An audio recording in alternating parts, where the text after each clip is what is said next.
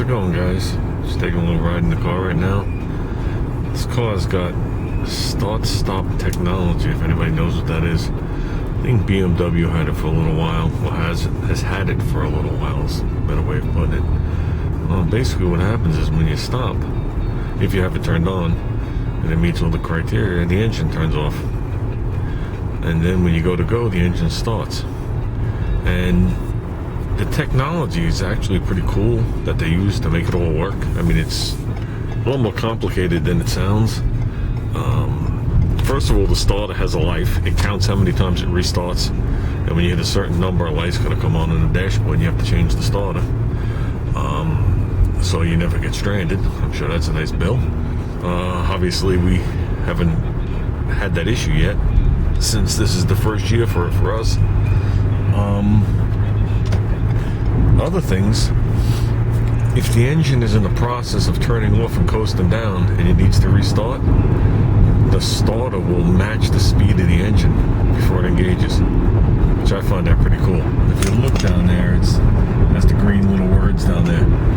Okay, it's because we're not stopped. I guess we'll stop and I'll show you. We did a couple of tests on this thing last night, me and Junior. We drove for about 10 miles with our hands off the steering wheel.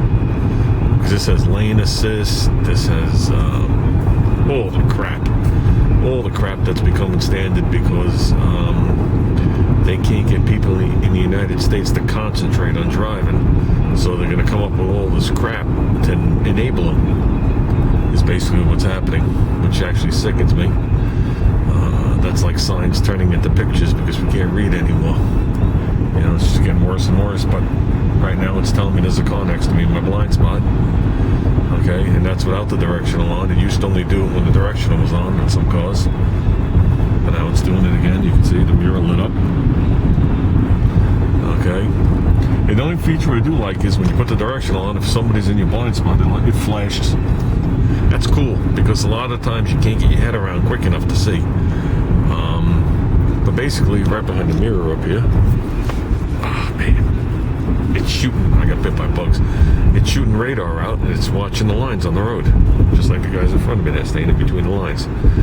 And as you drift towards the line, in the earlier models, the steering wheel would give a quick shake or a bump to tell you what was happening.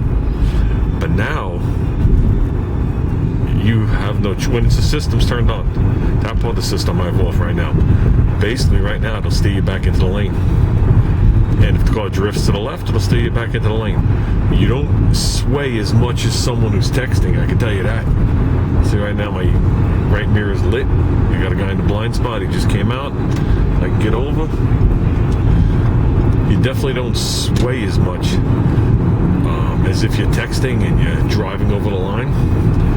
But I will say one thing, if you do it for X amount of time, a coffee cup comes up. That's the funny part. I wanted to show it to Junior. A coffee cup comes up and tells you that it's time to rest. That coffee cup will not leave. It'll keep coming up and down, up and down, up and down, no matter how good you drive after that, until you turn the vehicle off. Okay, because it wants you to stop. So maybe we can turn it on right there. It's active. Unfortunately, I got people behind me, but we're heading towards the line. Whoop, it just steered me straight. See the steering wheel move? My hands are not on the wheel anymore. So let's see if it keeps me in. See it? Now, if I was the guy behind me, I'd move away because he would think either I was drunk or texting. Because we're in a curve.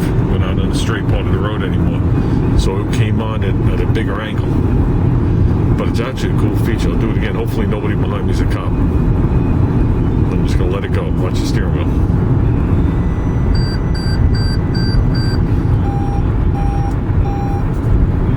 Okay, I got my first warning. In so many words that, hey, you got a problem, buddy. But I didn't get the coffee cup yet. And unfortunately, the roads are kind of crowded. But they have pretty cool features. It also has, obviously, if you come up on top of somebody and you fall asleep or whatever it is, the brakes come on. That I'm not testing. Oh, just pushed me back in the lane again. You see it? My hands are not on the wheel. I'm scratching my arm, actually. I don't want to keep going back and forth because if there is an unmarked car behind me, a cop, I will get pulled over without a doubt. So especially in the stretch that I'm in right now, I just figured that was cool. Like I said, some technology I agree with, some I don't. It's all cool, but at the end of the day, now if I'm driving and I drift over, okay, it'll move the steering wheel and me holding it. It doesn't even know my hands are there. Okay, the only time it will not do it is if you put your directional on. So, but between doing that constantly, because I'm the type of guy that seems to ride one line, I've noticed now, and that start and stop, I'd find it very annoying. But both of those things can be turned off.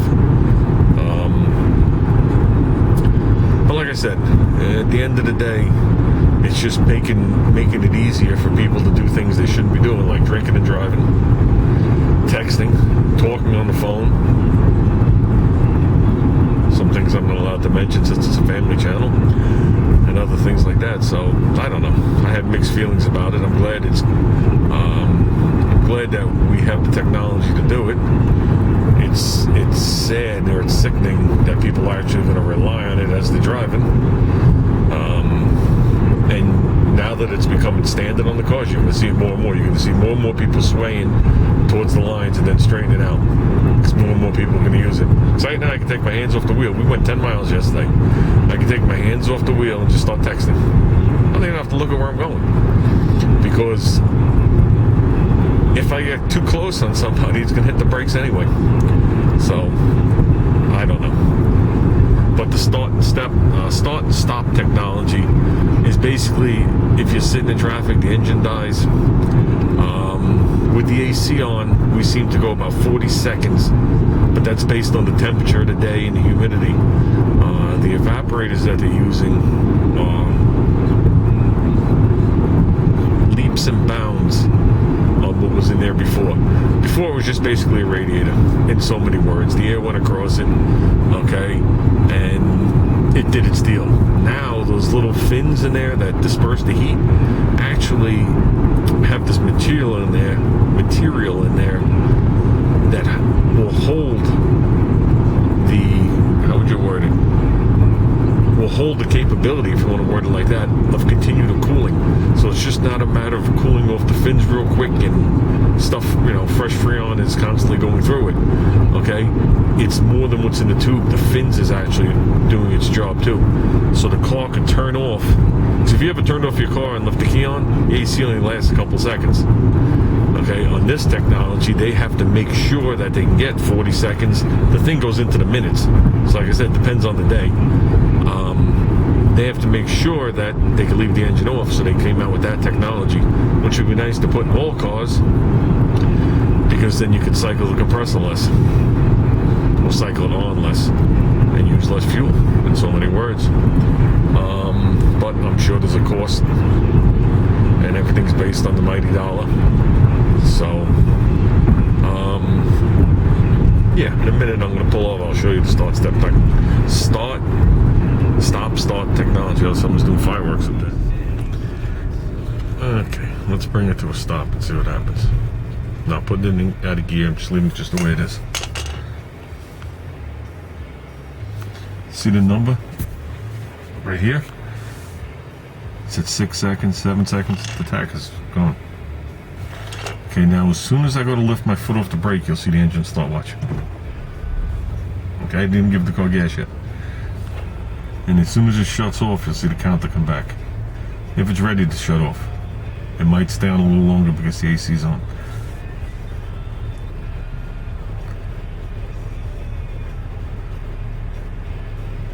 Yeah, it's probably staying on because the way the AC compressor is working.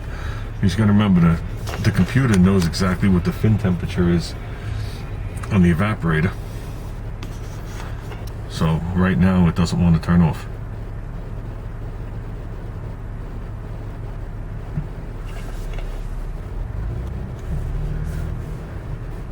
And I know it has nothing to do with moving and stopping.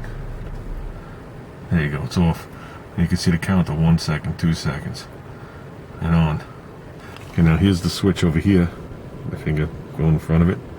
That's off, the upper one. So if I hit that button right now, which you have to hit every time you start the car, the start to stop technology will be off. So right now we're sitting here, lights are on, everything's good, we're on the side of the road, but the car's not running. Okay, you can hear the AC's on. Got the radio on, everything's going.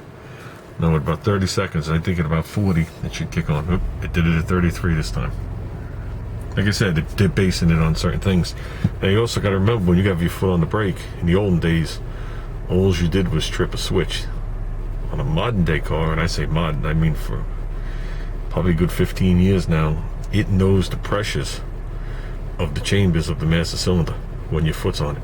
So let's just pick a number, say 500 pounds in one and 478 pounds in the other. Okay?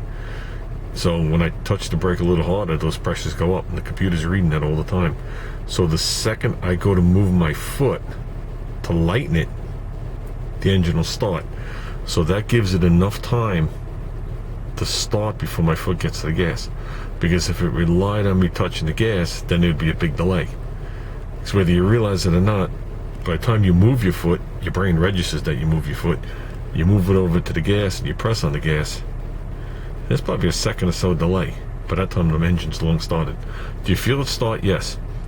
It also uses technology to know exactly what the engine was doing before it turned off.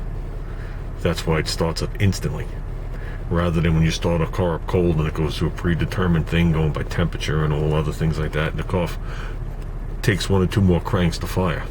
Most cars crank up quick, but most cars, the fuel pump primes and it cranks all at the same time, so it takes a second or two. Since the car's only been off 30-40 seconds, it knows exactly how much fuel is required, timing, everything is fully pressurized, so the car starts up instantly. So by the time you lift your foot off the brake pedal, before your foot even comes off to move it to the gas, the car's already running. Do I find it annoying? Yes. If I had to commute and sit in traffic and this thing kept doing it, I'd hit the button, without a doubt. How much money does it save in gas? I don't have a clue. I don't know if they're doing it. Well, that's part of it. That's part of what they say to you. But it's more for emissions, because if the engine's not running, there's no emissions coming out, is the bottom line. So you're going to see this a lot because it's becoming standard. A lot of stuff is becoming standard now. We're getting to those years, so the prices of cars are going to go up. Well, they are going up. That's a better way of wording it. They're not going to, they are. And the reason they're going up is all the technology I've been showing you. Okay, with the lane assist, park assist, blind spot monitors, backup monitors, this stuff here, start and stop. You know, it all takes computers, it all takes programs, it all takes things, and it all costs money. So, okay guys, I just figured I'd show you that. Crap, now I did it. You see it? Oh boy. I'm not allowed to drink coffee. So if I drink coffee and I have a heart attack, you think I could sue them? Let's give it a shot.